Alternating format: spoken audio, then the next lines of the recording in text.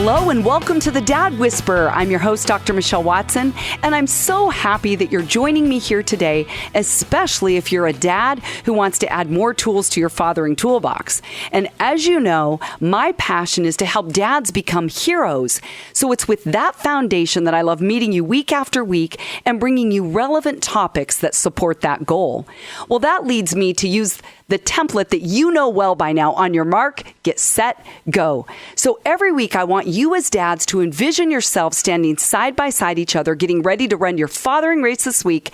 And I'm on the sidelines as your coach, cheering you on and saying, on your mark, get set, go. So on your mark is the topic or the theme. Get set is filling that in with stories and stats. And go is always your practical action step so that you can put that theme into action this week as an invested dad with your daughters and your sons. Well, today my guest coach is a friend by the name of Phillip Telfer, and he and I connected a few years ago at a fathering conference, and I have been waiting to have him join me on the program because you dads and daughters and moms and sons are going to love this topic. Well, Phillip began his journey as a creative communicator through singing and songwriting. He's taught and mentored teens as a youth pastor and camp speaker, and he now directs a nonprofit ministry called Media Talk 101. He's also the author of the book Media Choices, Convictions or Compromise. He has produced and co-directed the award-winning documentary called Captivated, Finding Freedom in a Media Captive Culture. And I've watched this documentary. People, you've got to get it. It's phenomenal. And he founded the annual Christian Worldview Film Festival and Filmmakers Guild. Phillip and his wife, Mary, have been happily married for 28 years and are blessed with 4 children. 3 of them are daughters, 2 being teenagers. So he's right there in the thick of things, dads, if you have teenagers. So this simply means that he's a dad who's living out the things that you'll hear him talk about today. And if you want to learn more about him, you can go to his website, philliptelfer.com, philliptelfer.com. Well, welcome, Phillip. I'm so glad you're here today. Oh, thank you, Michelle. I've been looking forward to this. Well, on your mark today, we're calling this Guiding Your Daughter Through the Social Media Maze. I mean, what dad doesn't need help with that, right? Absolutely. Yeah, this is a complex topic, and you're going to clarify all of it by the end of our show. I know that. Well, when it comes to social media, now we're in the get set portion. You and I both know there's a lot of dads listening who have discovered that they have no idea of how to guide their daughters through this maze of social media intensity, right? You hear stories all the time. So do I. So what I'd love is, could we just start by you talking about, when it comes to dads, daughters, and technology, what would you say is the biggest hill to climb with dads navigating all of this? Sure. And let me start with a quote from the famous Neil Postman from his book Technopoly. He says, "It's a mistake to suppose that any technological innovation has a one-sided effect. Every technology is both a burden and a blessing, not either or, but this and that." So I believe really the biggest challenge in parenting right now, parenting daughters in the age of social media, is to keep their hearts tied to dad. When there's so many outside forces diverting their attention, shaping their view of themselves and the world around them, and it's often driving a wedge, between daughters and dads. And so, I'm part of a generation of what is known as digital immigrants versus, my children who are known as digital natives.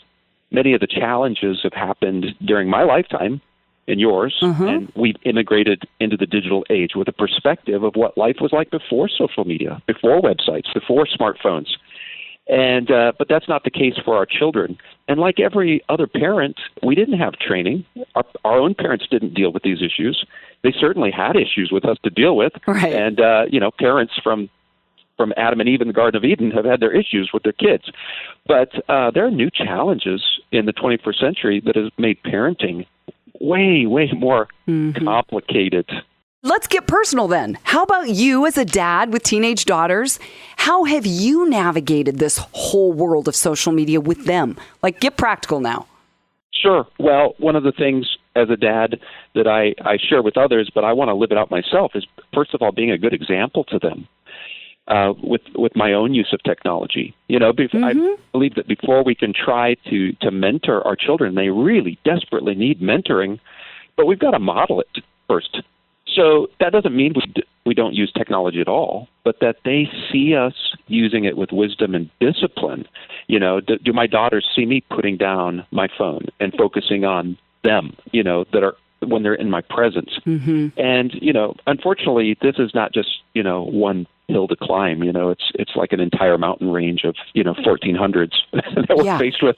Yeah. And, discerning what the real need is. And so I think another thing that I'm concerned about as a dad for my daughters is, what is their real needs versus what my daughter thinks she might need through social media, even though she's not, getting it from social media. And because, today in the 21st century, if a girl admits that she doesn't get what she's hoping to get out of social media, she may feel more isolated, from her peers and from the current culture, who are also not admitting that the more social media they're using, the more loneliness they're experiencing. I just read a transcript from a show that recently aired on NPR in January titled "Most Americans Are Lonely." And, it went on to share about the results of a survey. That survey was titled "Loneliness is at Epidemic Levels in America." And so all this connectivity, and yet there's this epidemic of loneliness. And, my daughters are not somehow miraculously sheltered from the effects of that. Mm-hmm. Yeah. Well said, because even though, like you're saying, we're more connected on social media, yet we're more disconnected as a culture. But you're saying a dad, if he can dial in relationally to her, you do this with your daughters, it's going to trump what's happening in the social media craziness, where it's like, how many likes do you have? But you're like, I don't feel like I'm very liked. But my dad likes me. Well, and, dads tend to be fixers. That's who we are. But our daughters, need finessing, not fixing. They often need the gentle guidance, not knee-jerk reactions that, a typical dad, that's kind of our default. So she needs to be rescued, not really conquered. And that's another challenge that I face is, I don't want to just win the battle over social media and then lose the heart of my daughter in the process, of being this victorious conqueror. She needs her dad to be more of that knight in shining armor, not the the dictator who conquers the world. Yeah, well said. And even just practically speaking, just this past weekend, I was at a family meal, and an 11-year-old daughter sat there at the breakfast table with her phone in her hand.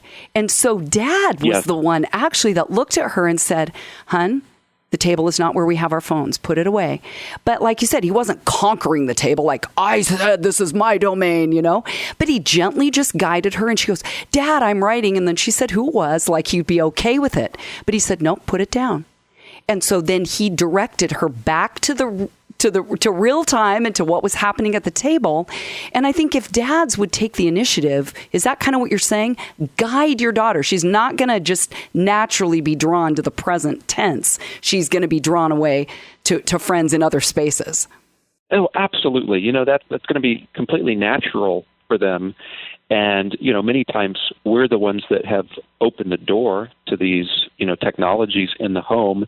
And many times we're guilty of not actually giving them the guidance. I think that's a fantastic story. Mm-hmm. I wish there were more dads that would do that and provide that helpful guidance. And, as we talk about boundaries, there was a boundary, obviously, that the father was placing for his daughter. It was done in love, and it sounds like it was done gently, but it was firmly. Mm-hmm.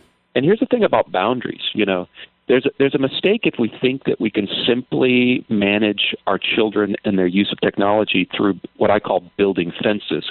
And when you talk about managing animals, I've grown up and lived around agricultural areas for much of my life.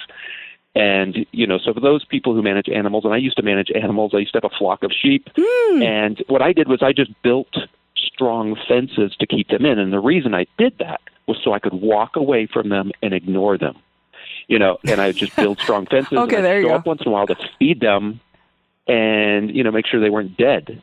But, in other parts of the world, that's not how shepherding happens. I've been in Africa, good. I've been other places. There's no fences. what there is the presence of the shepherd. And so that story you shared about that dad at the breakfast table, you know what's powerful about that is dad was present. Mm-hmm. That's what a shepherd does.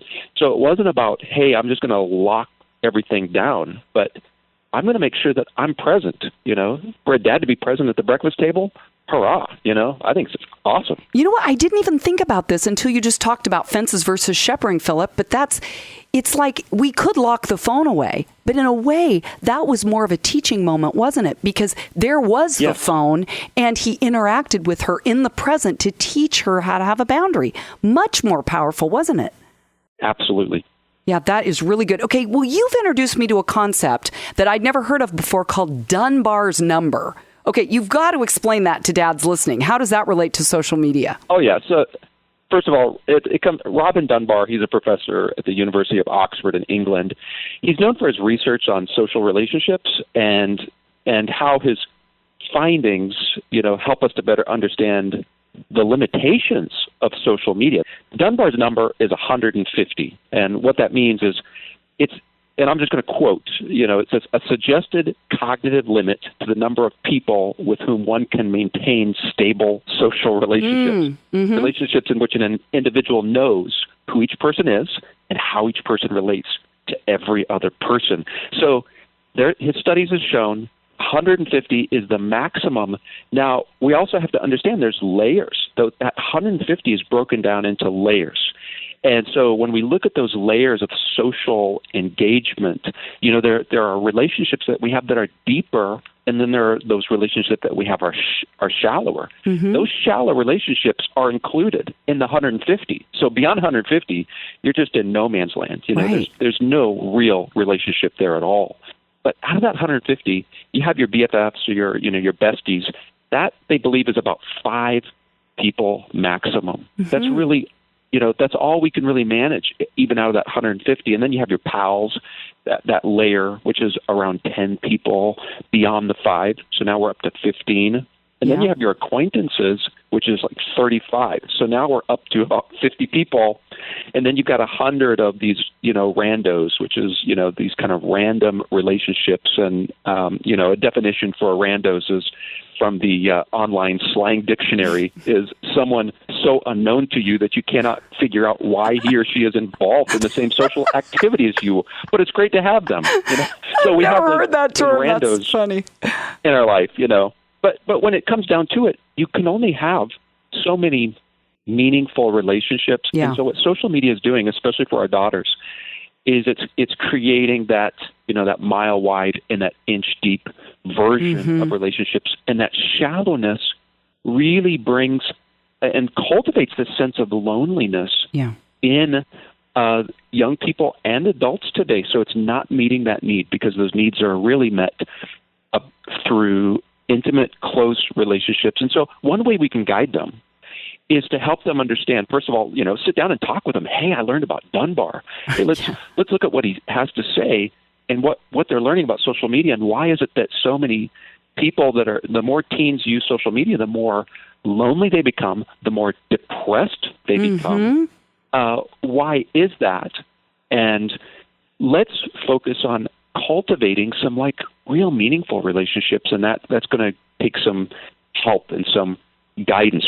I'm a big believer that not only do our daughters need some peers their age that are deep relationships, but they need some mentors in their life. Of course, starting with dad, is a good place to start. Well, and making it practical. That's why I tell dads once a month, take each of your daughters out on a one-on-one date with you. She might not like the word date, just call it a meal, call it a get-together, whatever. But it's that face-to-face, right? Redefining the word FaceTime from being a digital concept to real time. Or even like you said, does my dad like me? Rather than how many likes do I have? I know my dad likes me. Or how many people are following me? Is my dad following my life? Does he tune into the things of my life? So we're kind of redefining some of these digital platform terms, right? And making them relational, which is why I'm saying, again, I want to put a plug for your book, Media Choices, Convictions or Compromise by Phillip, Telfer. It's an awesome book, dads, that will give you a starting point to open up conversations about digital media, about social media. And so if you're just joining us today, welcome. I'm Dr. Michelle Watson, the Dad Whisperer. I'm talking with my friend and author, Phillip Telfer, and we're calling this conversation Guiding Your Daughter Through the Social Media Maze. Well, I want to go back to another thing you said in your book, Phillip, because sometimes I think dads can be impatient and intolerant of the drama that is activated on social media with their daughters. But in your book, you're saying, Dad, you might think your daughter's just caught up in trivial things, but you've got to validate her, knowing that at 17 years old, these aren't trivial to her. You called it the sum of life itself, which I can relate to. I've been a 17-year-old girl. But what would you say to the dad listening that needs to maybe develop more empathy or understanding for how social media affects his daughter? Yeah, first of all, for dads, it's easy for us to forget, one, what it was like when we were teens. Some of us are just very glad to be beyond that and try to forget about it. But plus, as a dad, not only have we forgotten what it was like to be a teen, but we've never been a teen girl. Yeah, there you go. And then thirdly, we've never been a teen girl in the digital age, in the 21st century, where they're having to deal with these things like social media. This is not something, once again, as digital immigrants, we never dealt with. And so even though we may not like what's happening and we're frustrated with how complicated it is and how much it makes our work so much more difficult as parents, there needs to be some empathy to understand this is a very, very big deal. Like you said in my book, oftentimes to them it feels like it's the sum of all their life. Mm-hmm. And we know that that's not true, but we have a different perspective. When we were their age, those little things meant everything to us. Yeah, they did. And so we need to be reminded of that. Yeah, I love that. So now I just want to ask you, Phillip, really practically, are there any apps that you would caution dads to be aware of so that if he's, really dialing into his daughter's life, right, giving her more attention and being that presence in her life, which apps would you say, dads, you got to get this off her phone or really watch this? Well, can I say all of them? Just kidding.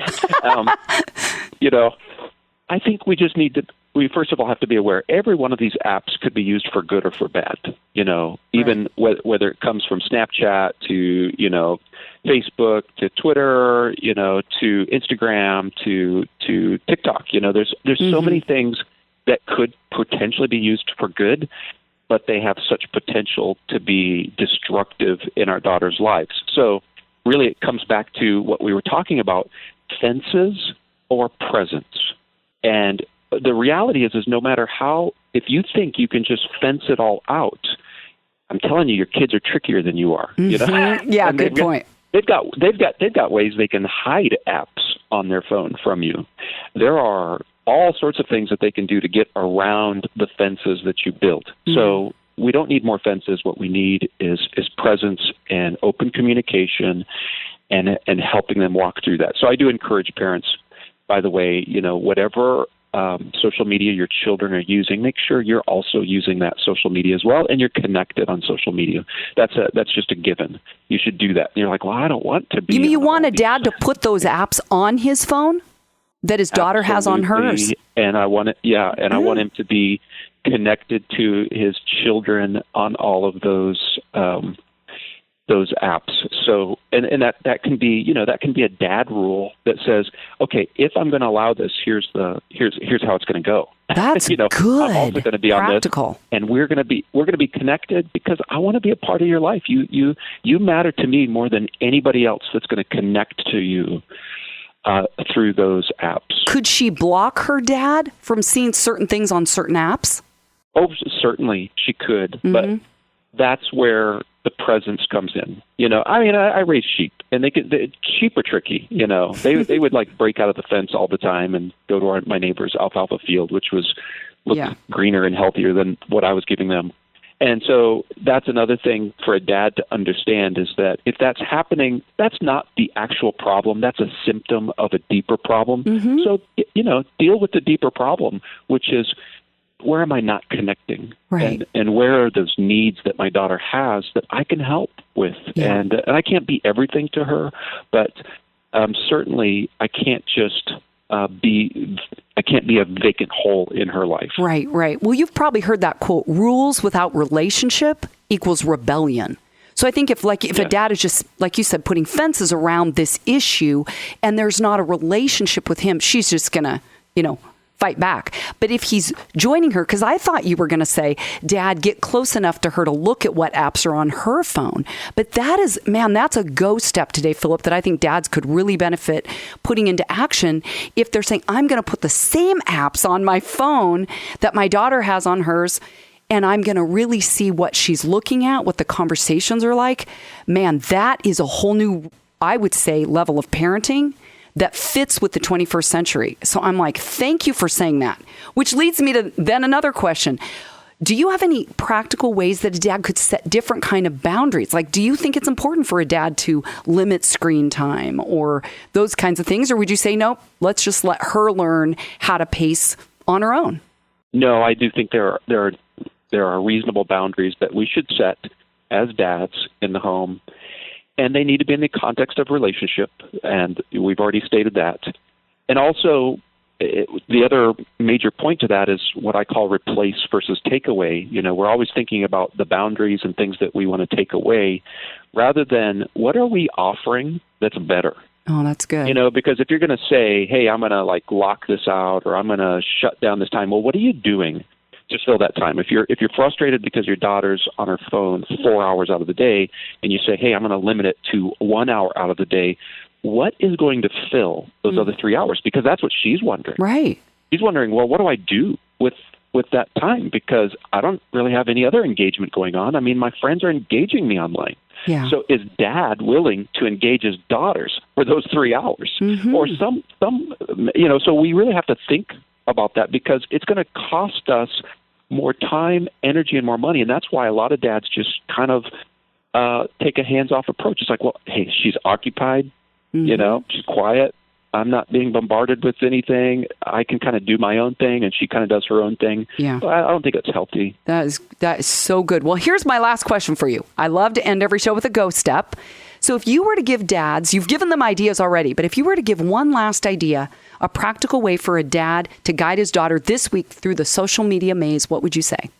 Well, first of all, make sure you're making lots of deposits into the bank of her heart. Mm-hmm. So with spending some quality time with her, you mentioned things like taking your daughters out on dates. And I know that with my daughters, I make sure that when we're consuming entertainment, we do it together as a family, and I take them out to movies, or I'm helping guide them when their movie selections at home, or how they're using their media and entertainment. I'm shepherding them. I'm helping, but I'm pouring into them, and we're doing things that are not media related, not electronically driven.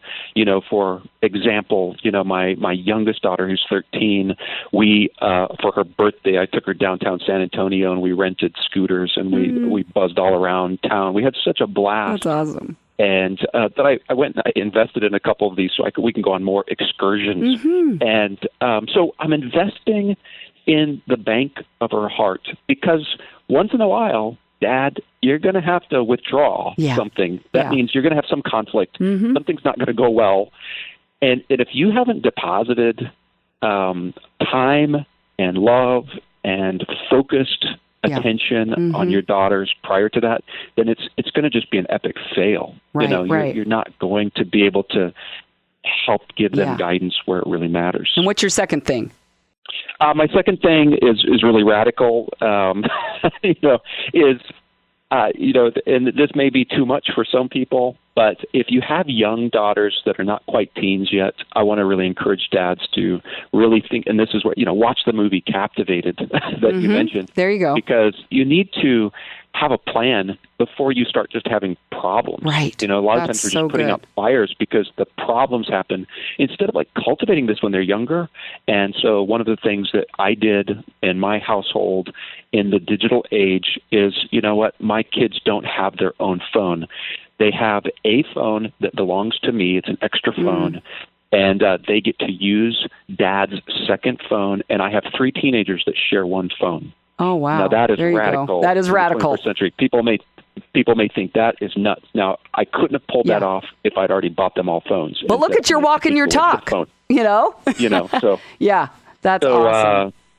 But that's more for the dad who has younger children that are growing up.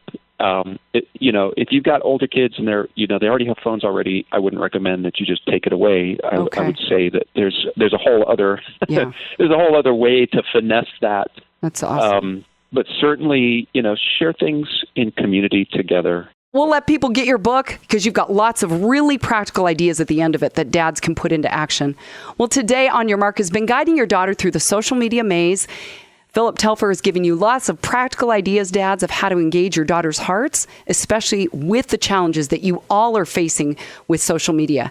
Well, between today and next week, I encourage you to take his challenges to heart. And as always, you can go to my website at drmichellewatson.com and find free resources. And you can sign up for my bi-monthly Dad Daughter Friday blog and go to Amazon where there's a link to my book, Dad, Here's What I Really Need From You, a guide for connecting with your daughter's heart, which is also available on Audible. You can also subscribe to the Dad Whisperer podcast on iTunes, Spotify, or Google Play, where you can listen back or share with your friends. Well, this wraps up another week's program. It's been great to be here with you all. I'm Dr. Michelle Watson, the Dad Whisperer, signing off and encouraging you to make today a day where you are intentionally and consistently investing in pursuing your daughter's hearts. Go Dads.